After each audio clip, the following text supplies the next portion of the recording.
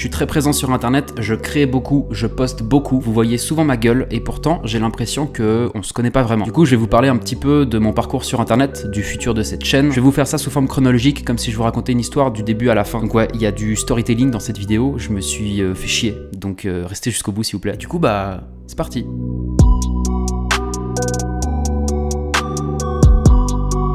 Il faut savoir un truc déjà sur moi par rapport à beaucoup d'autres créateurs de contenu, c'est que je suis quelqu'un qui suis passionné de vidéos. Et quand je dis de vidéos, c'est pas juste faire des vidéos sur internet, c'est vraiment la vidéo en général. Très petit, j'ai commencé à me filmer, à faire du stop motion avec la caméra de mon père. Vous comprenez? Quand j'allais faire du skate avec mes potes, je m'amusais déjà à filmer toutes nos sessions, à commencer à faire des petits montages, etc. Et j'ai eu beaucoup de chaînes YouTube sur beaucoup de thématiques différentes, donc en fait ça fait très longtemps que je suis sur internet. J'ai eu une chaîne où je faisais du gameplay Call of Duty, des trickshots, etc. J'ai même eu une chaîne de dubstep où je postais de la musique tous les jours. Je voulais concurrencer UKF à l'époque. J'ai aussi eu une chaîne de compilation de fails. J'ai eu vraiment beaucoup de chaînes. Et un jour, j'ai découvert que sur YouTube, on pouvait recevoir un trophée lorsqu'on atteignait 100 000 abonnés. En fait, c'est un objectif que j'ai commencé à poursuivre très tôt parce que déjà petit, je m'étais rendu compte que avoir des abonnés, c'était une chose. Avoir un chiffre qui s'affiche sur un écran d'ordinateur, c'est une chose. Ce trophée, c'est un peu le seul élément, c'est un peu la seule récompense tangible que tu peux vraiment montrer à quelqu'un, que quelqu'un peut toucher. Du coup, ce que vous savez pas forcément, c'est que avant cette chaîne YouTube, j'en ai eu une autre pendant à peu près 5 ans où j'ai été très actif dessus. J'ai posté presque une vidéo par semaine pendant 5 ans. Il y a eu beaucoup de thématiques dessus. J'ai commencé avec des vidéos où je parlais de paranormal, j'étais très inspiré du Grand JD. J'ai fait des vidéos d'urbex, j'ai fait des vidéos un peu d'aventure, d'exploration, et ensuite je suis complètement parti sur des vidéos de sport extrême, donc full skate, BMX, etc.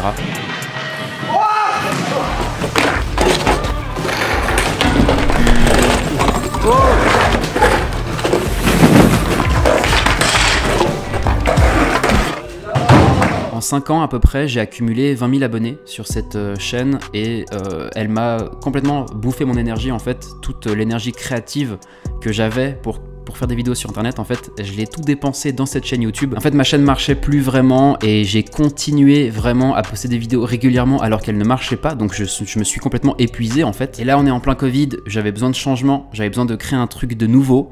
Et je me dis, vas-y, on va parler de manga sur TikTok.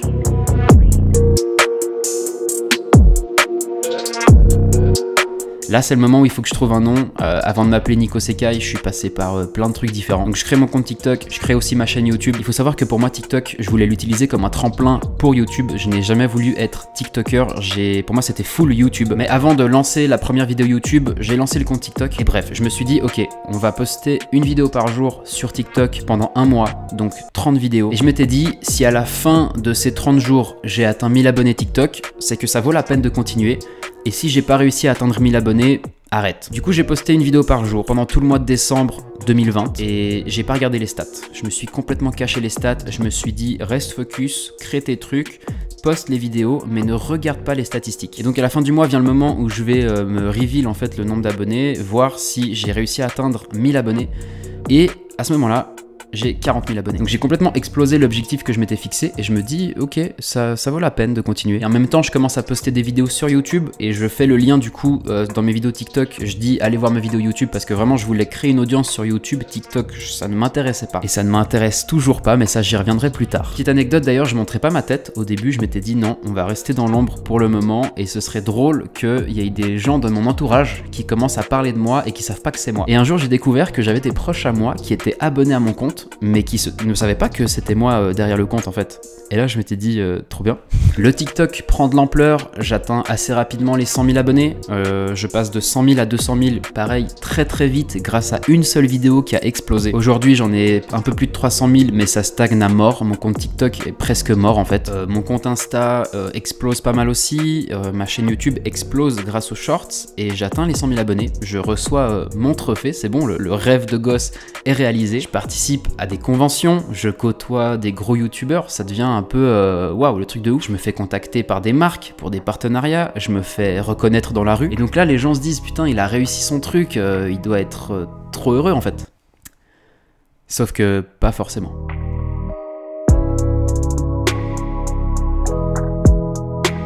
En fait, ce qui se passe, c'est que je fais ça pendant 2 ans. Pendant 2 ans, je poste régulièrement, presque une fois par jour, des vidéos avec des anecdotes sur les animés et les mangas. Et ce que les gens ne savent pas forcément, c'est que j'ai un travail à côté. En fait, j'ai toujours créé du contenu dans mon temps libre. J'ai commencé à bosser à l'âge de 16 ans. Et jusqu'à aujourd'hui, j'en ai 26, je ne me suis jamais arrêté. J'ai toujours travaillé dans différentes entreprises. Et du coup, le seul moment où je peux créer du contenu, c'est le soir, en rentrant du travail, ou les jours de congé style week-end. Et déjà sur l'ancienne chaîne YouTube dont je vous parlais tout à l'heure, je faisais aussi ça sur mon temps libre. Je sortais plus ou moins une vidéo par semaine et je travaillais dessus uniquement le soir quand j'avais fini le travail. Et c'est encore comme ça aujourd'hui, je suis employé à temps plein dans une entreprise et ça c'est un truc que les gens réalisent pas forcément, mais du coup je poste quand même presque une vidéo par jour et tout ça je dois le créer dans mon temps libre. Et là où les gens souvent quand ils rentrent du taf ou de l'école, ils essayent de déconnecter, ils vont faire du sport, ils vont voir leurs potes, ils sortent ou bien je sais pas, ils regardent un film, ils regardent une série ou ils jouent aux jeux vidéo aussi tout simplement. Et ben moi j'arrive chez moi, j'allume mon ordi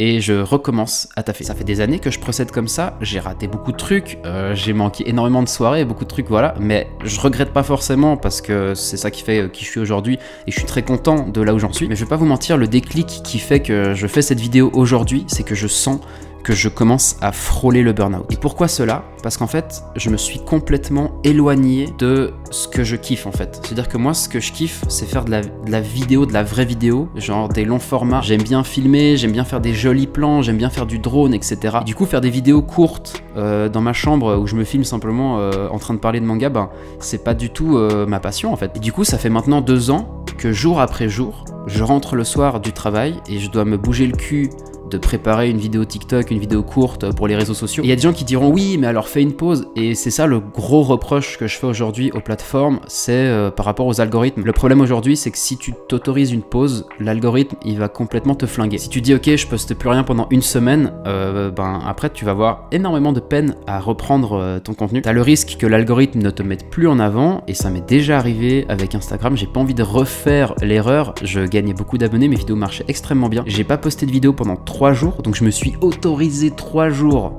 normaux. Et à mon retour sur Instagram après 3 jours d'absence, c'était le bide total. Je perdais des centaines d'abonnés par jour. Il faut se rendre compte que vos créateurs de contenu sont souvent tenus par les couilles, par l'algorithme en fait. C'est comme enfermé dans une routine où t'es obligé d'être actif tous les jours, même si t'as pas le temps et même si t'en as pas l'envie. Et la vidéo, c'est un métier très chronophage qui prend énormément de temps, de plus que ma manière de travailler, eh ben, elle aide pas du tout. Pourquoi je dis ça en fait? Parce que là où il y a certains créateurs de contenu, par exemple, qui se filment simplement avec leur téléphone et qui sont assez spontanés et qui arrivent à être du coup très actifs dans la journée, des fois c'est même leur métier, donc ils ont toute la journée pour faire ça. Ben, moi, comme je suis passionné de vidéo avant tout, je fais hyper attention au niveau de l'écriture. Après, je mets en place tout mon setup avec mon boîtier professionnel, avec mon trépied, le son, etc. Du coup, entre l'écriture, le tournage et surtout le montage, il se passe énormément de temps. Là où il y a des gens qui arrivent à créer des vidéos TikTok en à peu près 5 minutes en se filmant avec leur téléphone, bah dites-vous qu'il y a des vidéos de 15 secondes que vous allez voir défiler sur votre fil d'actualité et qui en fait m'ont pris une demi-journée à réaliser, voire une journée dépendant la vidéo. Sauf que vous l'aurez bien compris, comment je fais pour trouver autant de temps alors que j'ai un travail à plein temps? Et bah justement, c'est ça le problème. Donc je travaille toute la journée, le soir je rentre, je continue à travailler et à côté de ça, j'ai quand même une vie privée, comme tout le monde. Et en fait, ce qui s'est passé, c'est que je me suis vraiment éloigné de ma passion qui est la vidéo, la réalisation, l'écriture, etc. Parce que là où à l'époque, je partais avec ma voiture faire des tournages en extérieur, explorer des lieux, faire du drone, des jolis plans, etc. Et bah aujourd'hui, je raconte juste des anecdotes sur Naruto et One Piece dans ma chambre, dans des vidéos de 15 secondes. C'est très différent de ce que je faisais à l'époque. Et donc 2 ans à ce rythme, à sortir des vidéos tous les jours, et en fait, ça te prend tellement la tête, t'as tellement la tête dans le guidon que t'arrives pas à prendre du recul. Sauf que là, j'en ai pris du recul. Et je suis en train de me dire, mais qu'est-ce que t'es en train de faire en fait? Pour résumer, je crée des vidéos sur les mangas par habitude, au point que je sais même plus si ça me plaît ou pas. Et l'autre truc aussi, c'est que quand j'ai créé mon compte TikTok où je me suis dit vas-y je vais parler d'animé, c'était un peu une idée comme ça en fait, et je pensais pas que ça allait autant marcher. Et le truc c'est que les animés et les mangas c'est un truc que j'aime, mais pas au point de le considérer comme ma passion. Et du coup je sais que la plupart des gens qui regardent mes vidéos, ils pensent que je suis un méga passionné, que je connais toutes les œuvres, que j'ai tout lu, j'ai tout regardé et tout, alors qu'en fait c'est pas vrai du tout. J'ai pas lu énormément de mangas, j'ai pas regardé beaucoup d'animés, j'ai regardé un peu les trucs classiques, les trucs les plus connus, mais je suis de loin pas du tout un expert. Et quand bien même j'aurais envie de regarder plein de trucs et de m'intéresser à plein de trucs, je n'ai pas le temps. Ça fait 1 an, dites-vous, que j'ai commencé Full Metal Alchemist, et j'en suis à peine à la moitié parce que je trouve pas le temps de regarder les épisodes. Donc attention, je veux pas briser le truc, mais j'ai créé tout un univers, tous des réseaux en fait autour des animés et des mangas. C'est quelque chose que j'aime, hein. J'aime regarder des animés, j'aime lire des mangas de temps en temps, mais je considère pas ça comme ma passion. Pour moi, une passion, c'est déjà plus l'aventure, la vidéo et les sports extrêmes. J'aime beaucoup le Japon, j'y suis allé en 2019, vraiment quelques jours avant que le Covid commence, et je pense que ça a joué un rôle sur le fait que j'ai créé des contenus autour des animés et des mangas, mais je ne me considère absolument pas comme un otaku. Et je déteste ce terme. Typiquement, en convention, je me sens pas à ma place, les gars. Tout ce qui est cosplay et tout, c'est pas des trucs que je kiffe, tu vois. Genre, autant j'adore One Piece, j'adore Naruto, j'adore Death Note, tu vois, il y a des mangas que je lis de temps en temps, mais pas au point d'aller me déguiser en Sasuke, tu vois. Et c'est assez ironique, parce que j'ai une assez grande mangatech, forcément, vu qu'il y a beaucoup d'éditeurs qui m'ont envoyé des mangas, mais j'ai pu en lire que très peu. Pour vous donner un exemple, Chainsaw Man, j'ai dû lire les 3 premiers tomes, j'ai envie de commencer Kingdom, ça il paraît que c'est vraiment bien. One Piece, je lis les scans pour être à jour, mais du coup, voilà, je vais rarement au bout d'une série et je suis très loin d'être un pro du domaine. Je reçois tous les jours des messages des gens et je leur en veux pas parce qu'ils savent pas. Et t'as pas un manga à me conseiller, et c'est quoi le meilleur anime selon toi et tout. Et en fait, j'ai pas les connaissances pour ça, tu vois. Il y a des trucs que j'aime bien, il y a des trucs que j'adore. Donc vous allez dire, oui, mais alors pourquoi tu fais des vidéos là-dessus si c'est pas ta passion? Mais en fait, j'ai été pris, comme je l'expliquais avant, j'ai été pris dans une sorte de boucle où j'arrivais même plus à réfléchir en fait. Et il y a des vidéos qui font des stats de malade, donc forcément ça motive quand même à continuer. J'ai des opportunités, j'ai des partenariats, tu vois. Genre, des fois ça me rapporte un peu de thunes. En fait, le fait que ça soit devenu entre guillemets important, que la chaîne elle génère quand même un petit peu d'argent, que j'ai des partenariats avec des marques, que je rencontre des gens hyper cool, et bah tout ça, ça a quand même alimenté la machine. Et c'est pour ça que je me suis pas posé la question en fait, et j'ai continué à le faire jour après jour sans me rendre compte que j'allais droit dans le mur en fait, et que je suis à ça de faire un petit burn-out. Et évidemment, ce qui en rajoute une couche, c'est les commentaires haineux. Ça, j'avais dit que j'allais en parler un petit peu et je vais le faire maintenant. Et comme des fois je m'emporte un petit peu, j'ai mon assistant avec moi, Monsieur Sekai, qui est là pour éviter que ça déborde. Du coup, j'ai sélectionné quelques petits exemples de commentaires que je reçois, juste histoire que vous vous rendiez compte ce qu'on vit au quotidien, alors que en fait on crée du contenu gratuitement, on propose des choses sur internet gratuitement. J'ai jamais forcé quelqu'un à regarder une de mes vidéos et jamais personne n'a payé pour regarder une de mes vidéos. Et malgré ça, il y a quand même des gens sur cette terre qui souhaitent ma mort. Voilà, ils me connaissent pas, mais ils souhaitent ma mort. Donc voilà, j'ai quelques petits commentaires à vous partager. On regarde les animés les plus connus, mais on se sent otaku. Est-ce que j'ai déjà dit que je me considérais comme un otaku? Jamais. C'est ce qui me semblait. Ta réponse n'a rien apporté, tu surfes sur son buzz alors qu'il s'agit d'un problème sérieux. Je trouve ça super malsain de devoir absolument réagir à tout. Vous voulez tous avoir un morceau du pain pour vous faire connaître aussi. Plus personne te connaît, va te faire voir. Tu sais, c'est la vidéo où je parle de l'affaire de Mastu. Ouais, mais c'est juste un gars qui a 2 neurones. Il a dit que personne me connaît. Oui, ça c'est vrai par contre. Tu gagnes à peu près 2700 € par mois, j'ai calculé ton nombre d'abonnés. C'est le nombre d'abonnés qui définit ce qu'on gagne? Non. Bah t'essayes juste de te faire de la thune en faisant une vidéo de plus de 1 minute. La vidéo fait 57 secondes. Il est peut-être jamais allé à l'école. Ça se tient. Tu dis des banalités qu'il a déjà dit et pour être honnête, ton avis importe peu puisque t'as rien à faire dans ce drama. GG petit gratteur de buzz. Merci. 15 ans, il a pris 1000 jours à faire d'après Netflix. Les 100 talents des shorts sont magnifiques. Avec 30 secondes de vidéo, le mec n'arrive même pas à se renseigner. Je crois que j'ai dit une erreur dans une vidéo. Oui, mais ça peut arriver à tout le monde. Peut-être qu'il devrait faire des vidéos pour nous montrer son talent à lui. Enfin bref, voilà le genre de petits commentaires que je reçois quotidiennement, et là je vous ai épargné les commentaires vraiment méchants. Mais je suis quand même très heureux d'avoir pris conscience de tout ça et de m'être pris en fait un petit peu une claque sur ce que je fais depuis ces 2 dernières années, parce que du coup, ça va me permettre de repartir encore plus fort.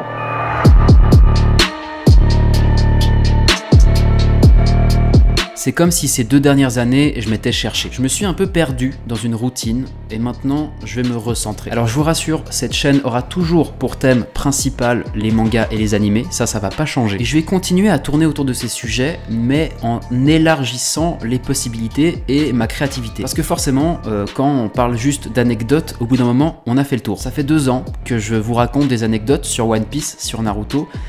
Et frère, je vais pas vous mentir, au bout d'un moment, je les ai toutes racontées, les anecdotes, je peux pas en inventer. Surtout que ce que je vous disais au début, c'est que moi, ce qui m'intéresse, c'est vraiment la vidéo, donc la vidéo long format, des vraies vidéos YouTube. Moi, les formats courts, style TikTok, short, etc., pour moi, c'est trop d'énergie investie dans des vidéos qui ont une durée de vie très courte, et où on n'a pas vraiment le temps de vraiment raconter quelque chose et partager une expérience. Pour vous donner un exemple de vidéo où je peux m'épanouir, c'est les vidéos où je m'entraîne comme un personnage de manga. Je me suis entraîné comme Luffy pendant 30 30 jours et je me suis entraîné comme Gon pendant 30 jours. Et l'avantage de ces vidéos, c'est que je sors pas de ma thématique principale qui sont les animés, puisque je m'entraîne comme un personnage d'animé. Mais au fil de la vidéo, je peux vous montrer d'autres aspects de ma vie, comme les tournages professionnels que je fais en Suisse. Des fois, je filme un petit peu quand je vais faire du skate. Je filme des trucs un petit peu différents en fait, qui n'ont peut-être rien à voir avec les animés, mais ça a quand même sa place dans ce style de vidéo. Et c'est ce genre de concept en fait que j'ai envie de peaufiner cette année pour pouvoir m'épanouir. Parce que quand je me filme dans ma chambre et que je raconte des anecdotes sur One Piece que j'ai déjà raconté 10 fois,